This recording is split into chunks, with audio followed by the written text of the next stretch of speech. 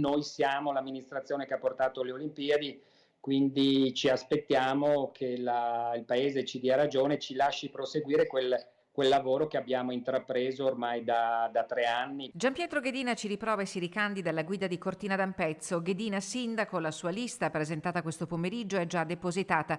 Una squadra composta da 12 persone, 4 delle quali donne, già al lavoro nel segno della continuità. Prima di tutto c'è il Paese, le esigenze del Paese.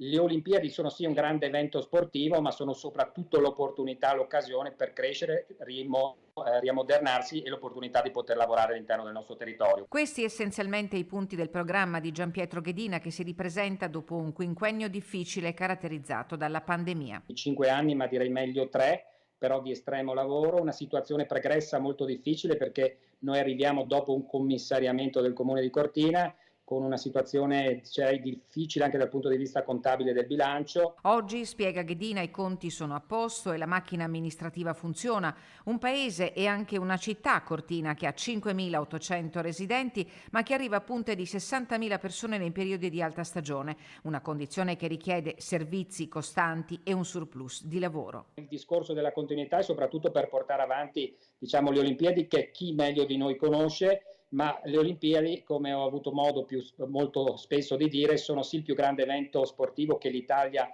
ospiterà nei prossimi anni, ma sono soprattutto l'occasione per riammodernarsi e per attrarre risorse. Risorse sì, chiosa Ghedina, mettendo al centro la sostenibilità e la bellezza del paese.